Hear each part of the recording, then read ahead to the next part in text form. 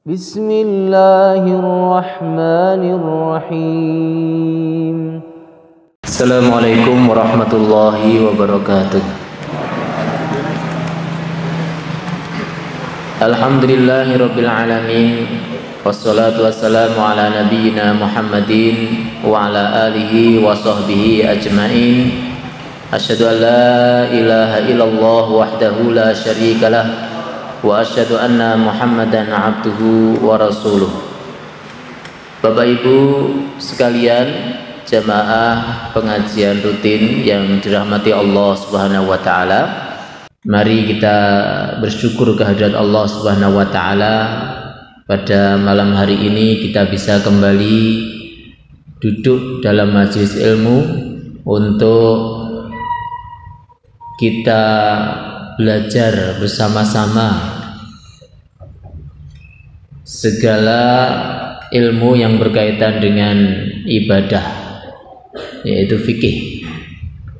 Kemudian salawat dan salam semoga tercurah kepada Nabiullah Muhammad sallallahu alaihi wasallam dan kepada seluruh keluarga beliau, kepada para sahabat, tabi'in, tabi'ut tabi'in serta umat beliau hingga akhir zaman. Bapak Ibu, masih berjumpa dalam kitab Ar-Risalah Al-Jami'ah wa Tadhkirah An-Nafi'ah yang ditulis oleh Al-Habib Ahmad bin Zain Al-Alawi Al-Habashi rahimahullahu ta'ala, yang pada buku ini atau kitab ini membahas tentang kaitannya akidah, fikih dan akhlak. Dan kemarin sudah kita selesaikan bab tentang sholat. Pada malam yang mulia ini kita lanjutkan bab yang berikutnya dari rukun Islam, yaitu as-saum atau puasa. Jamaah yang dirahmati Allah, di beberapa hadis rukun Islam yang ketiga itu disebut adalah zakat. Tapi di dalam kitab ini penulis mendahulukan puasa daripada zakat. Ini ada beberapa kemungkinan. Mungkin penulis di sini melihat bahwa rukun puasa adalah rukun yang kaum muslimin semuanya bisa menjalankan daripada rukun yang berikutnya, yaitu zakat dan haji, yang hanya bisa dijalankan oleh orang-orang yang mampu atau sebutlah orang-orang yang kaya. Sehingga rukun puasa ini dibahas terlebih dahulu daripada rukun Islam yang berikutnya, yaitu zakat. Jamaah yang dirahmati Allah, as-saum, puasa diwajibkan oleh Allah Subhanahu wa taala pada tahun 2 Hijriah. Dan Rasulullah sallallahu alaihi wasallam menjalankan puasa Ramadan sebanyak 9 kali. Ini adalah ibadah yang sangat penting, yang setiap kaum muslimin harus benar-benar bisa mengerti ibadah ini, baik rukun, sunnah, dan mungkin pembatal-pembatalnya. Qala al-muallif wa amma as-saum wa huwa tsalitsu min arkanil Islam. Dan adapun puasa, dia adalah rukun ketiga dari rukun Islam. Fahuwa imsakun ma'rufun ala wajhin makhsusin. Yang dimaksud dengan puasa adalah menahan dari yang telah dipahami atas cara yang khusus. Ya. Atau bahasa mudah yang lain adalah menahan dari segala hal yang membatalkan puasa, dari sejak terbitnya fajar shodiq, yaitu waktu subuh, sampai tenggelamnya matahari. Ini adalah yang disebut dengan puasa secara syar'i. Bapak Ibu yang rahmati Allah, bahwa puasa ini wajib kepada beberapa orang. Yang pertama Islam, kemudian yang kedua balik, yang ketiga berakal, Dan yang keempat, mampu. Dan yang terakhir adalah orang yang mukim. Pertama, orang yang Islam wajib berpuasa. Maka orang kafir tidak wajib puasa. Tidak sah seorang kafir sebelum dia bersyahadat masuk Islam untuk melakukan puasanya. Sebagaimana tidak sah juga segala ibadah yang mereka lakukan sebelum mereka masuk Islam. Yang kedua, orang yang balik. Anak yang belum balik, maka orang tuanya hendaknya membiasakan mereka untuk berpuasa. Ketika mereka sudah berumur 7 tahun, mereka hendaknya diperintahkan untuk berpuasa. Kemudian ketika berumur 10 tahun, kemudian anak kita tidak mau berpuasa, maka orang tua wajib memukulnya. Kias atas sholat, ya. Meskipun mereka belum wajib berpuasa, tapi mereka harus dibiasakan untuk berpuasa. Ketika mereka sudah balik, maka mereka sudah menanggung dosa ketika mereka tidak mau berpuasa. Bahasan masalah kapan seorang balik itu di awal-awal dulu, ya. Tanda seorang balik itu kalau anak, ya, dia sudah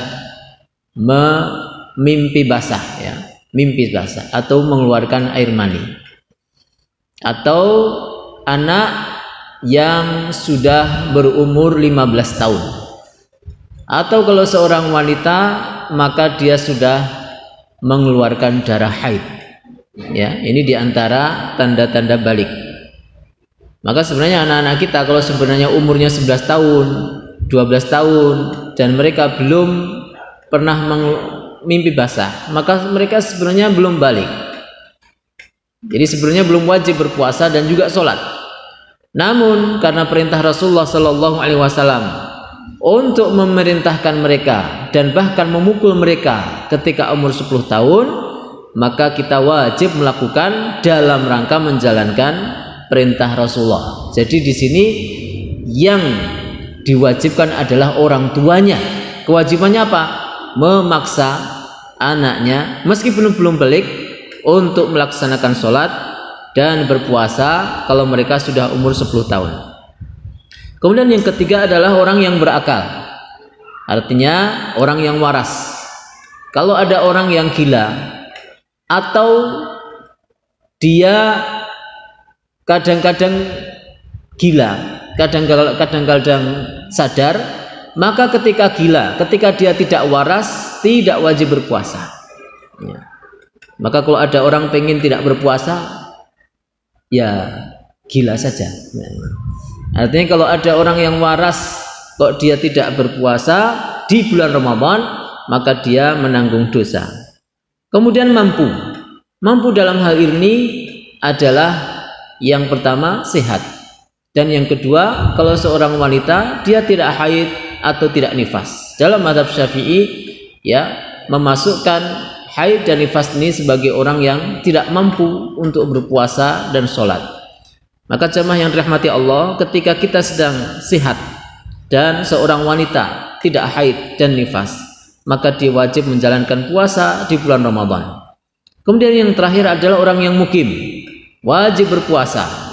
Maka seorang yang musafir, yaitu orang yang mengadakan perjalanan yang jauh, maka mereka tidak wajib berpuasa. Tapi kalau mereka mau melakukan puasa, maka puasanya sah, tapi tidak wajib dilakukan saat itu dan harus mengganti di hari yang lain. Kemudian perlu kita pahami bahwa ibadah puasa juga memiliki rukun sebagaimana ibadah-ibadah yang lainnya, seperti ibadah yang sebelumnya kita bahas, yaitu ibadah sholat. Ibadah puasa itu rukunnya hanya 2 saja. Yang pertama adalah niat, dan yang kedua adalah menahan diri dari segala hal yang membatalkan puasa. Akan kita bahas satu persatu dari 2 rukun ini. Qala al-muallif wa minhu an-niyatu likulli yaumin. Di antara rukun puasa yang pertama adalah niat setiap hari. wa tabyituha minal laili, dan menginapkan niat dari malam. Yang dimaksud oleh penulis di sini adalah puasa yang wajib. Puasa yang wajib itu ada 3. Puasa Ramadan, puasa kafarat, ya, puasa pelanggaran. Ada beberapa pelanggaran, semisal melanggar sumpah atau melanggar di dalam ibadah haji, ada beberapa pelanggaran di sana, maka seseorang wajib berpuasa. Kemudian yang ketiga dari puasa yang wajib adalah puasa nazar. Jenengan misalnya bernazar, kalau anak saya lulus PNS, maka saya bernazar puasa 1 pekan. Maka hukumnya ini puasa yang wajib. Kemudian yang kedua adalah puasa sunnah.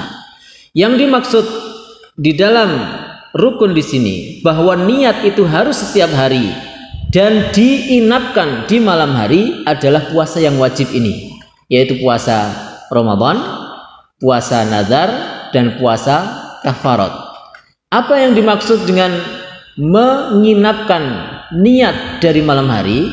Artinya seseorang wajib niat untuk melaksanakan puasa wajib sejak malam, dimulai dari mungkin seperti ba'da isya.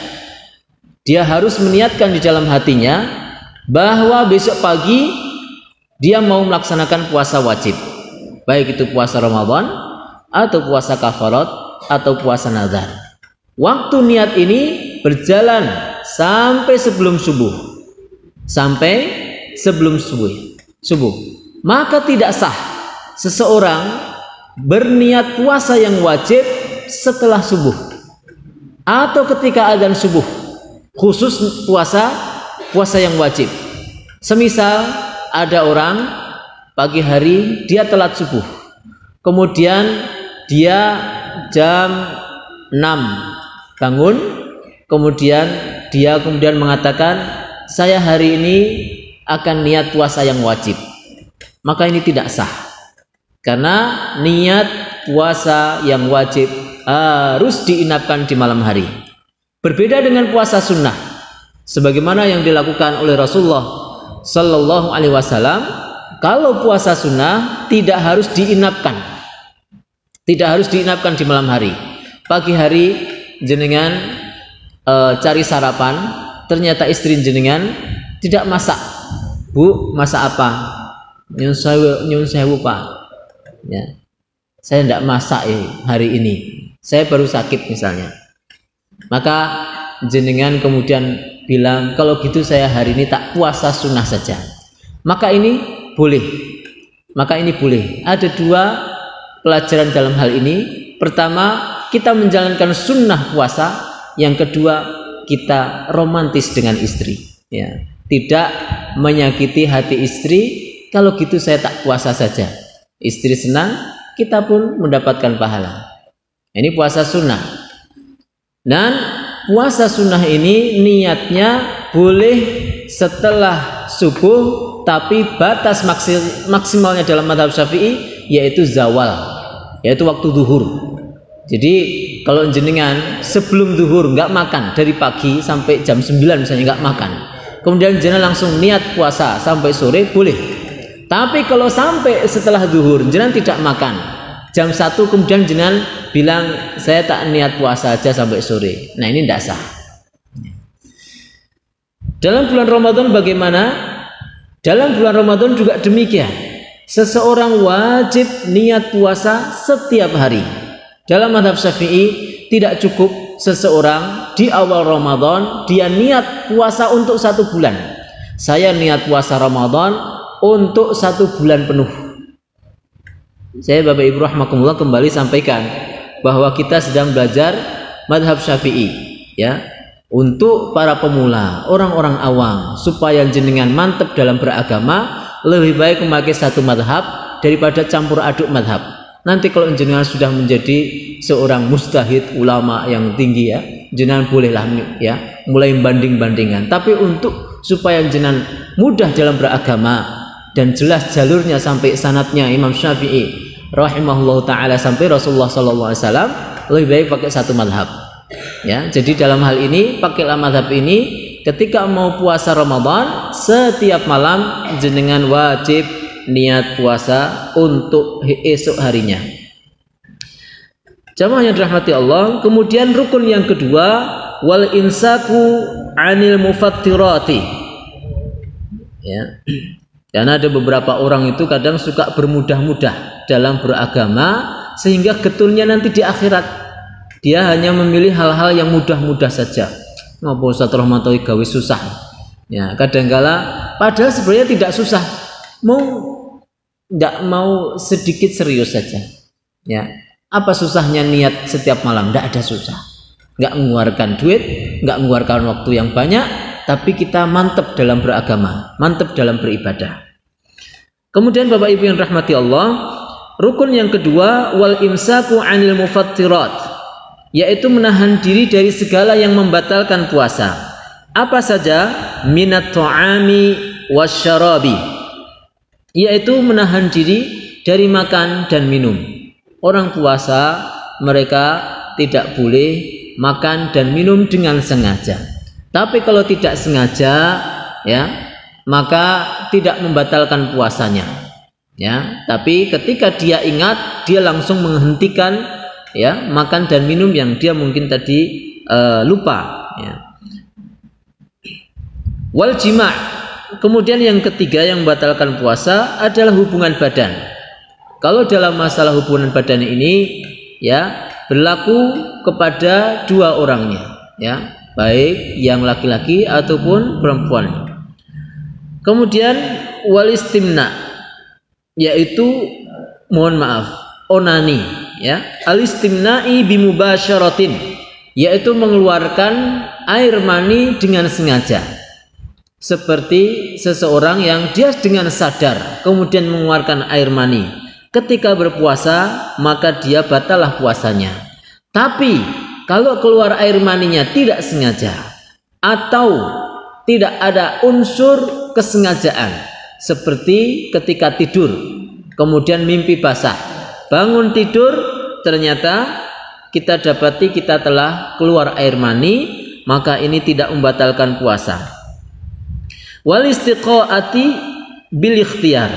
Kemudian yang terakhir yang membatalkan puasa adalah muntah dengan sengaja, dengan pilihan, maksudnya dengan sengaja.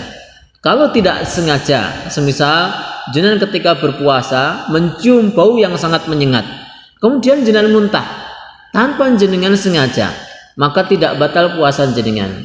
Atau jenengan mabuk kendaraan, kemudian jenengan muntah, ya, itu juga tidak membatalkan puasa. Dalam hal ini seperti misalnya, misal kata, ya, di dalam fikih memang dijelaskan seperti ini.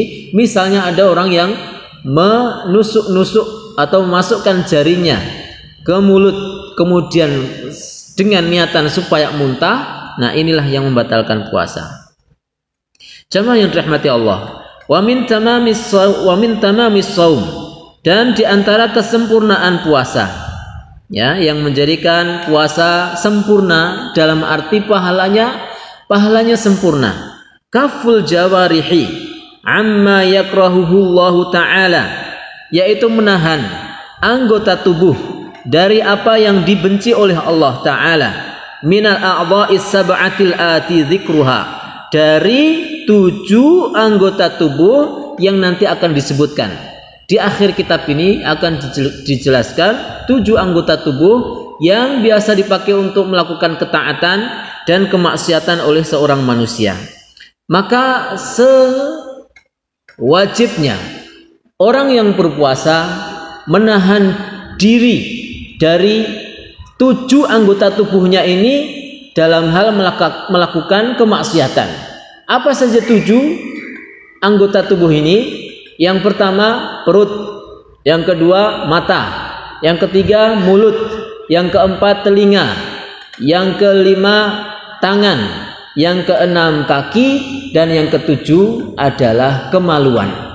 7 anggota tubuh yang Allah titipkan kepada kita, jangan kita gunakan untuk melakukan kemaksiatan. Pakailah semua ini untuk melakukan ketaatan.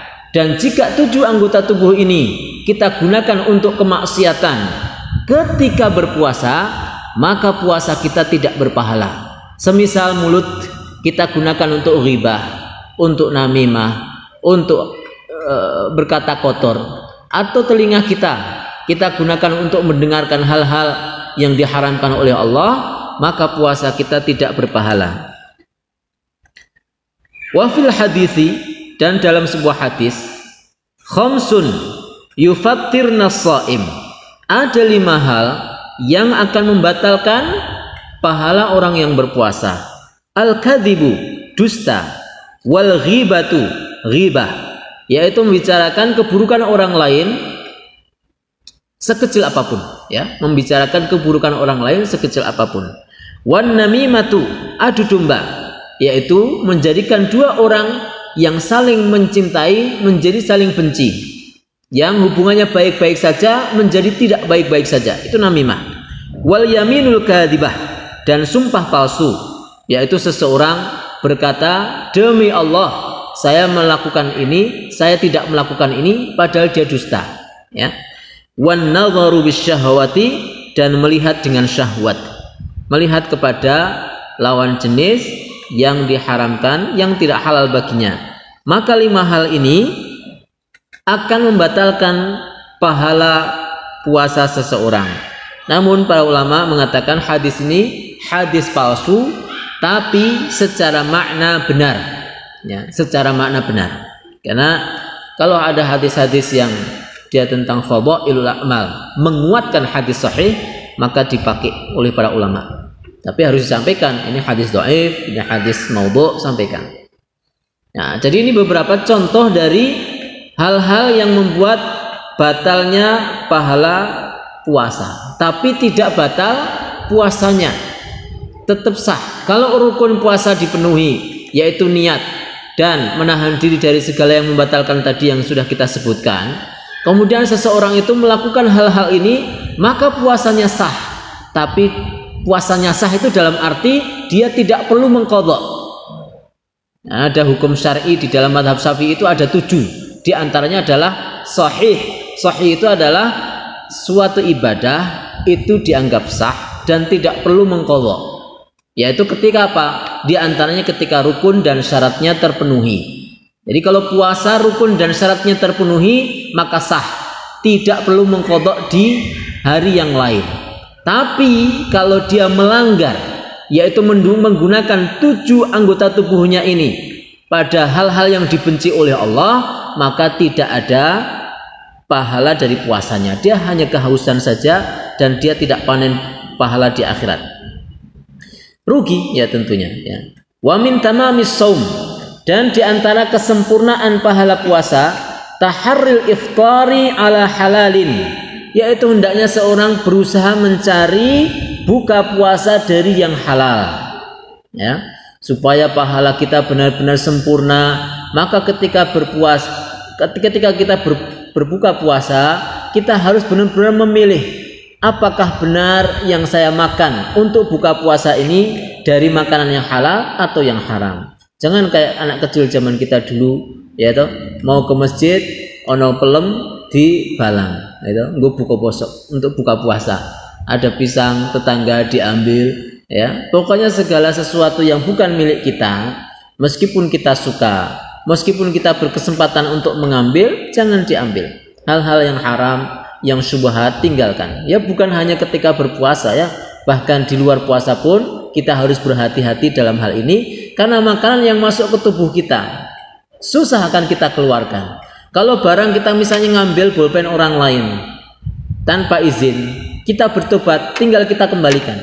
Tapi kalau makanan yang haram kita masukkan ke dalam tubuh kita, kemudian menjadi daging, menjadi darah, maka bagaimana dengan ibadah kita? Maka betapa banyak orang mengeluhkan sholatnya tidak khusyuk, dia tidak bisa menikmati ibadahnya, sementara dia tidak meneliti, bisa jadi banyak makanan yang tidak halal yang dia konsumsi, makanan yang haram yang menjadi darah dan daging, ya, pada tubuh kita, menjadikan doa kita tidak dikabulkan oleh Allah SWT dan ibadah kita tidak terasa nikmat. Sholat tahajud rasanya hanya lewat saja.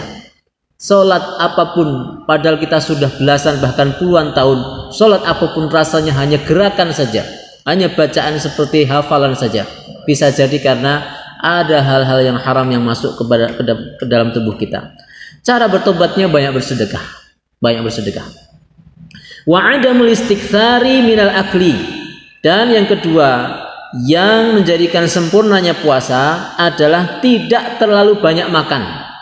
Karena puasa itu intinya melaparkan seseorang. Kalau ada orang puasa kok perasaannya masih kenyang terus, maka fungsi utama dari puasa tidak berhasil. Makanya banyak para ulama berpendapat, kalau ada orang berpuasa dari pagi sampai sore tidur terus, maka puasanya tidak sah. Meskipun dia tidak makan. Kenapa? Karena tujuan puasanya tidak tercapai. Dia harus merasakan lapar. Maka dalam hal ini yang disebutkan oleh penulis, tidak banyak makan bukan hanya ketika berbuka, bahkan ketika sahur, bahkan ketika malam hari, jangan banyak makan. Rasakan benar kita itu seperti orang miskin yang tidak punya makanan. Itu tujuan berpuasa. Jadi apa gunanya ketika orang sahur banyak sekali, dia tidak merasakan lapar sampai siang, nanti ketika buka dia balas dendam, makan banyak. Ba'da isya ijih jaburan meneh. Ini budaya kurang baik di negara kita ini, ya. Makan buka puasa durung kolak, durung es jeruk, belum es teh, es krim, belum makanan, ada makanan ringan, makanan sedang, makanan berat, ya. Habis itu nanti setelah tarawih masih makan lagi. Wallahi, Bapak Ibu rahimakumullah, ini sesuatu budaya yang tidak baik. Cobalah sesekali dalam hidup kita itu merasakan apa yang dirasakan oleh orang miskin, yaitu berlapar-lapar. Nah, ini di bulan Ramadan. Emangnya dosa, Ustaz? Ya. Kulu washrabu wala tusribu. Makan dan minum tapi jangan berlebihan. Berarti kalau berlebihan ya dosa. Allah Subhanahu wa taala menghalalkan segala sesuatu untuk kita, tapi segala sesuatu itu kalau berlebihan dosa. Ya, yang halal menjadi tidak halal. Wayang bagi al-istiktsaru minas shaum, dan seyogianya kita memperbanyak puasa. Tentu yang dimaksud di sini adalah puasa sunnah. La siyyamal ayyamul fadilah fi syar'i. Lebih-lebih adalah hari-hari yang utama di dalam syariat kita. Rasulullah sallallahu alaihi wasallam memberikan syariat kepada kita, puasa sunnah itu 3. Yang pertama, puasa sunnah yang berulang setiap tahun. Yang kedua, puasa sunnah yang berulang setiap bulan. Dan yang ketiga adalah puasa sunnah yang berulang sepekan. Puasa sunnah yang berulang setahun sekali banyak. 6 Syawal, 9, 10 Muharram atau Tasu'a dan Asyura. Kemudian 9 Dzulhijjah yang disebut dengan puasa Arafah. Kemudian juga tentu puasa di awal bulan Dzulhijjah, yaitu tanggal 1 dan sampai tanggal 9. Ini adalah puasa yang berulang setahun sekali. Kemudian yang kedua, puasa yang berulang sebulan sekali, yaitu ada yang disebut sebagai puasa Ayyamul Bait atau hari-hari putih, yaitu puasa pada tanggal 13, 14 dan 15. Kenapa disebut hari putih? Kenapa disebut hari putih? Karena hari itu adalah hari malam harinya diterangi oleh bulan purnama, sehingga siang harinya jelas padang putih diterangi matahari, dan malam harinya juga padang karena diterangi oleh bulan purnama. Maka disebut sebagai Ayyamul Bait, hari-hari putih yang terang siang dan malamnya. Kemudian ada juga Ayyamus Saud, yaitu hari-hari hitam. Itu juga berulang setiap bulan, yaitu pada tanggal 27, 28 dan 29. Kenapa disebut sebagai Ayyamus Saud atau hari hitam? Karena saat itu ya bulan tidak tampak. Ya, bulan tidak tampak. Ya. Kemudian ada juga, ya saya kira yang setiap bulan ya, yang berulang setiap bulan itu. Kemudian yang berikutnya ada yang ketiga adalah puasa sunnah yang berulang sepekan sekali. Tentu jenengan sudah hafal hari ini, yaitu hari Senin ya, dan hari Kamis. Ini adalah puasa sunnah yang berulang sepekan sekali atau seminggu sekali lah kalau Jangan mudah mengingat ya, seminggu atau paling baik itu jangan bilang seminggu, tapi sepekan ya, sepekan. Kalau sepekan itu asalnya Ustadz Minhaj ya. Sepekan itu satu pekan ya, satu minggu ya. Kita umat Islam jangan pakai minggu dong ya, ahad gitu ya, atau sejumat. Kalau sejumat kayaknya kurang nyaman ya, sepekan begitu ya. Ini adalah puasa Senin dan Kamis. Para ulama mengatakan mana yang afdal, puasa Senin atau Kamis? Kalau jenengan dalam satu pekan tidak pengen puasa Senin dan Kamis, mana yang afdal, Senin atau Kamis?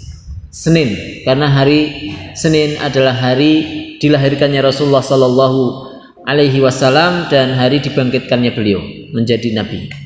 Kemudian yang berikutnya adalah puasa Daud, yaitu puasa sebaik-baik hari atau sebaik-baik puasa, yaitu puasa yang disyariatkan oleh Nabi Daud dan dilanjutkan oleh Rasulullah Sallallahu Alaihi Wasallam, yaitu satu hari puasa, satu hari tidak, satu hari puasa, satu hari tidak. Ini adalah 3 puasa sunnah dalam syariat agama kita. Jamaah yang dirahmati Allah Subhanahu wa taala. Tentu semua ini adalah tujuannya supaya kita benar-benar merasakan apa yang dirasakan oleh para du'afa, yaitu kita melaparkan diri setelah Allah Subhanahu wa taala penuhi kita dengan nikmat-nikmat yang tidak hentinya. Kemudian jemaah yang dirahmati Allah, kita lanjutkan bab yang berikutnya adalah az-zakat. Bab zakat. Bab zakat. Zakat ini secara bahasa namanya at-tathhir wan nama, yaitu pensucian dan pertumbuhan. Ya.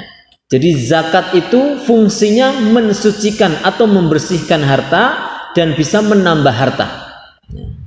Sementara pengertian secara syariat adalah ikhraju qadrin min malin makhsusin li ta'ifatin makhsusin bi syartin makhsusatin, li ta'ifatin makhsusatin bi syurutin makhsusatin, yaitu mengeluarkan kadar dari harta yang khusus untuk kelompok khusus dengan syarat-syarat yang khusus. Nah, penjelasannya, amma zakat wahya rabi'u arkanil Islam. Zakat adalah rukun Islam yang keempat.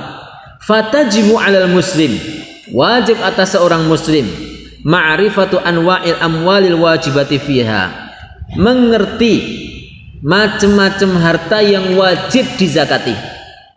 Jenengan ya harus tahu harta apa saja yang wajib dizakati. Ya. Harta yang wajib dizakati. Yang pertama wahya an-na'am, hewan ternak, binatang ternak. Yang kedua an-naqdan. An-naqdan itu artinya emas dan perak atau alat tukar zaman dahulu, tapi kalau sekarang diartikan uang juga. Yang ketiga at-tijarah, bisnis ya, perdagangan. Warikas. Kemudian yang keempat adalah harta karun. Ya, harta karun, harta peninggalan orang-orang jahiliyah, orang lama yang terpendam di dalam tanah, kemudian seseorang menemukannya. Dan dalam hal ini harta karun yang dimaksud adalah harta karun yang berupa emas dan perak. Kalau harta karun yang lain tidak dizakati. Wal ma'din, dan yang berikutnya adalah bahan tambang. Dan bahan tambang yang disebut di sini adalah bahan tambang yang berupa emas dan perak. Selain itu tidak ada zakatnya, karena bahan tambang banyak. Pasir juga bahan tambang, batu bara juga bahan tambang, tapi itu tidak ada zakatnya. Yang dimaksud ma'din di sini adalah bahan tambang yang diciptakan oleh Allah SWT di bawah tanah, ya, dan kemudian kita menggali dan kita menjualnya, yaitu berupa bahan tambang emas dan perak saja.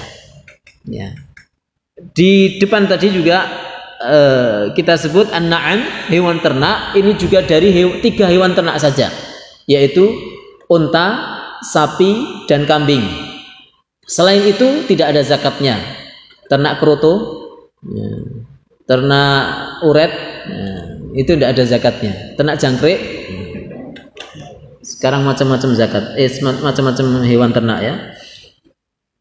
Tapi nanti jenengan akan kena zakat dari sisi tijaroh atau bisnisnya, ya. Kalau jenengan punya barang-barang tersebut dan dibisniskan, nanti kenanya di tijaroh, bukan di hewan ternaknya.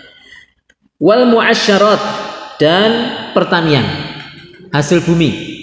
Hasil bumi di sini yang disebut adalah wahyal hubub was thimar, yaitu biji-bijian dan buah-buahan. Dan yang dimaksud biji-bijian dan buah-buahan adalah yang dipakai untuk bahan makanan pokok saja, yaitu sesuatu, bahan makanan pokok itu apa? Sesuatu yang bisa disimpan lama. Biji-bijian yang dimaksud dizakati adalah gandum, beras, dan jagung. Kalau itu menjadi bahan makanan pokok, jagung.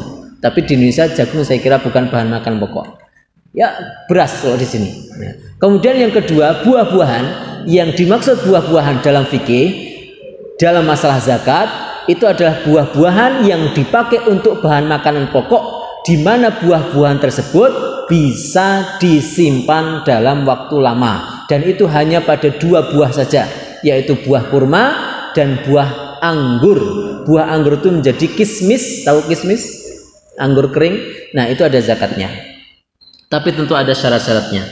Nah, Bapak Ibu yang dirahmati Allah Subhanahu wa taala. Yang pertama, zakat hewan ternak, an-na'am. Hewan ternak ini ada 3 saja jenis. Yang pertama adalah unta, dan zakatnya unta kalau seseorang itu sudah punya 5 unta. Jangan punya berapa unta? Tidak punya. Berarti jenengan tidak wajib zakat. Kalau jenengan punya 5 unta, maka jenengan wajib membayar zakat. Zakatnya adalah 1 ekor kambing. Kemudian yang kedua, sapi. Kena sapi itu kena zakat kalau sudah jumlahnya 30 sapi. Punya sapi berapa, Pak? 1, 2, belum ada zakat. Tenang saja. Kalau sudah punya 30 baru ada zakatnya. Zakatnya berapa? 1 sapi umur 1 tahun. Kemudian yang ketiga adalah kambing. Kapan seseorang kena zakat dari hewan ternak kambing? Yaitu kalau sudah punya 40 kambing. 40 kambing. Kalau baru 10, 20, 30 belum ada zakat kambing. Zakatnya berapa? 1 ekor kambing. Fala zakata fi ma siwan na'amis sa'imah.